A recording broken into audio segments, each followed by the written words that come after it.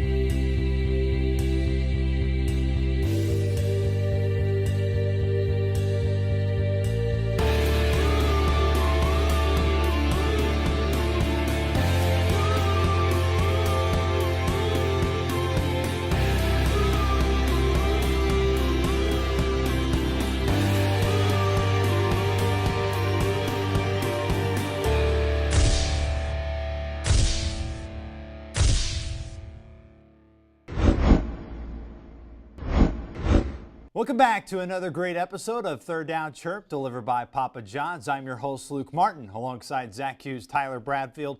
As you can tell, it's Black Friday for the big game against Miami of Ohio, so we are donning the black colors in support of the big game Friday. But a tough loss for the Cardinals in DeKalb. It's been a little while for us to think about that loss, but still there's a lot to play for if you're the Ball State football Cardinals. Well, a lot to play for if you're the Cardinals, and you shouldn't be too upset. You go into the number 15th ranked team in the nation, and you're in the game in the fourth quarter. It was a very close game. You should be proud if you're a Ball State Cardinal. The chance for 10 wins in this season against Miami, they got to capitalize. They got to get a win. It's just as important as if they would have beaten Northern Illinois. To have a chance to win 10 games, that's really important. But let's focus on that loss to Northern Illinois with our recap graphic, as you can see now on the screen.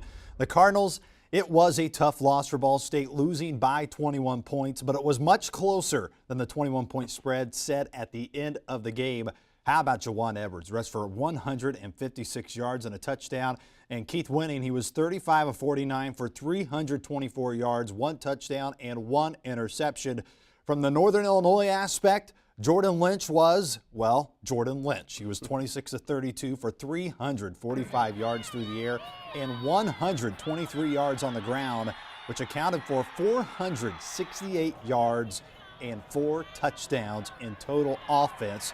Ball State as a team had 494 yards. What a statement made by Jordan Lynch and Northern Illinois Huskies, and why they are in the hunt for another BCS Bowl bid. But now to our opening drive. Zach, just what stood out about that game in DeKalb to you? Well, Luke, you kind of just talked about it, but I think Jordan Lynch did a great job showing his Heisman talents. Now, let's not kid ourselves. He's not going to win the Heisman, but he played so well, and I just think it's very unintelligent of Ball State fans to sit there and criticize the Ball State defense for their misplays, because Jordan Lynch is just that good. Northern Illinois is undefeated. They're going to go to a BCS game probably, and Ball State had chances. So I just think Jordan Lynch was just too much. It's not fair to criticize the Ball State defense, because Jordan Lynch is just such a good playmaker. And he showed how good he was twice to me, in the fact that he stood out with a missed tackle by the Ball State defense. He spun away from several tackles, and he was extremely good for Northern Illinois. But the one I want to bring up on the missed tackles was, it was a 3rd and 10 for Northern Illinois. They had the ball at their own 28, and Northern Illinois drops back with Jordan Lynch. Here comes Jonathan Newsom, completely jumps on his back, one of Ball State's surest tacklers, and he spins away first down. That play right there had all the potential in the world, because what happened, Northern Illinois, they come down, they score later on that drive, and they take the lead by 3. It was 24-20 on that drive. If Ball State forces them, if Jonathan Newsom makes that tackle, what happens? Well, Ball State gets football back, let's say in the event that they score a touchdown.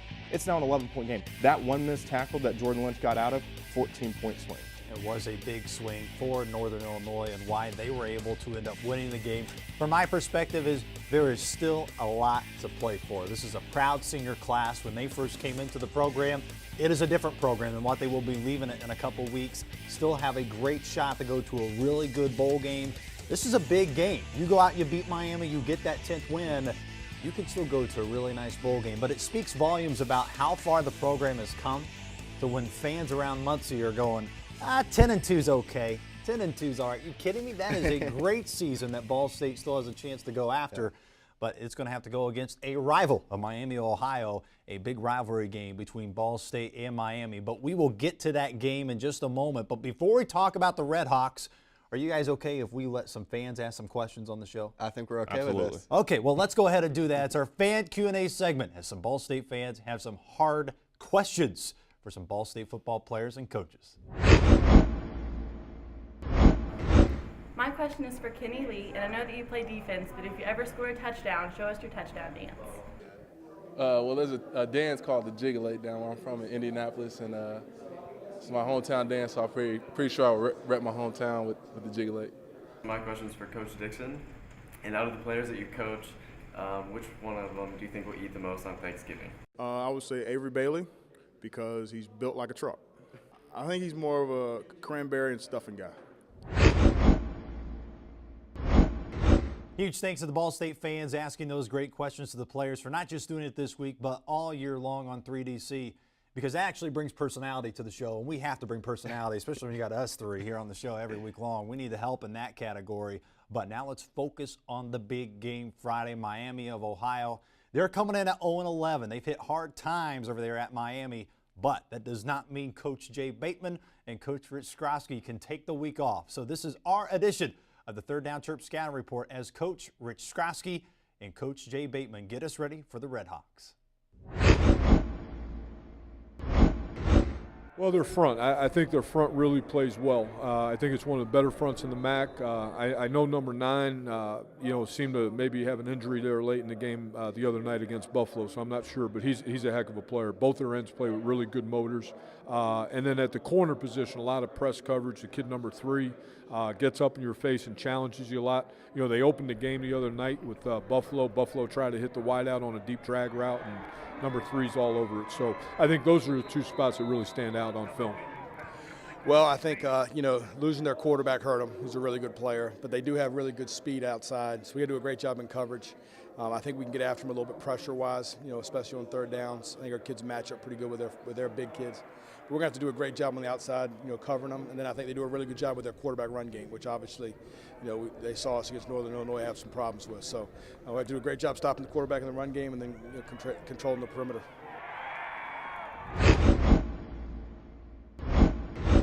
Huge thanks to Coach Rich Skrosky and Coach Jay Bateman for taking time, as always, as they do for us here at Third Down Chirp. Now it's time for the real coaches, right? Coach Hughes, Coach Bradfield, they got to give their X factors for the big game against the Red Hawks. So, Zach, let's start with you. Who's your X factor in the game Friday afternoon? Well, as much as you need an X factor for the 0-11 Miami Red Hawks coming in, I guess Kenny Lee, it can be a confidence-boosting game because I think he's going to be a vital key for the bowl game. So just get your confidence up. He's been playing very well all year. Get a bunch of tackles against this winless Miami team, and it will be good to go for the bowl game. I don't know if it's a key or an X factor against Miami, but just going forward in the potential that there is a bowl game for Ball State, and I have to say Zane Fakes, because there's no Horatio Banks, the second back in the backfield for Ball State. So Zane Fakes, he's had a couple of carries this year. He's had a handful of 7.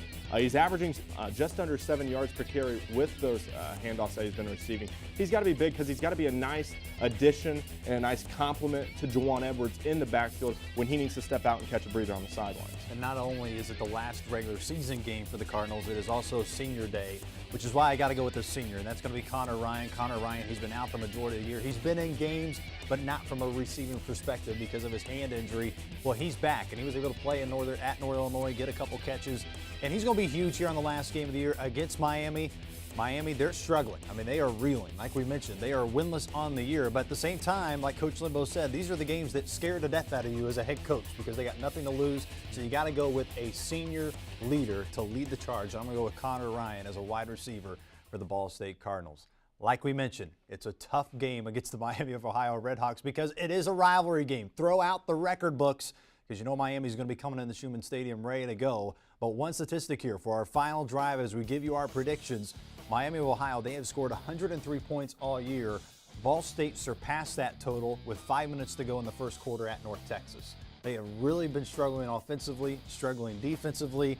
So, Zach, where are you going for your prediction? Are the Red Hawks somehow going to get something going on Senior Day? I've got Ball State in this one. You mentioned their points per game, only 9.6 points per game. Ball State can score that in their sleep. I have Ball State rolling in this one, 45-10. I agree with you. I think Ball State does roll in this game. Miami struggling to score just under 10 points per game as a team. So I think Ball State in around 55-10 gets the job done. Whew, man, no respect for the Red Hawks here on Third Down Chirp. Well, I guess I got to continue that, right? Unfortunately, Miami of Ohio, they're going to go winless on the season. I have the Cardinals pulling out the win, 45-7 on Senior Day.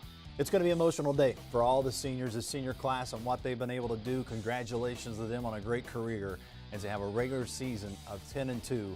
Absolutely phenomenal. Congratulations to the Ball State senior class. Well, that's going to do it for this episode of Third Down Chirp, delivered by Papa John's. Remember to follow SportsLink on Twitter and like them on Facebook. Just search Ball State SportsLink. For our great producers all year long, Drew Adams and Alex Seitz, every week they do a great job putting this show together. We could not do it without them, so huge thanks to Alex and Drew. But before we go, we want to wish a happy Thanksgiving from the SportsLink family to all of your families that watch the show throughout the year. We hope you have a great holiday season with your families. So that's going to do it for Third Down Chirp for the regular season. Zach Hughes, Tyler Bradfield, I am Luke Martin saying so long from Studio B.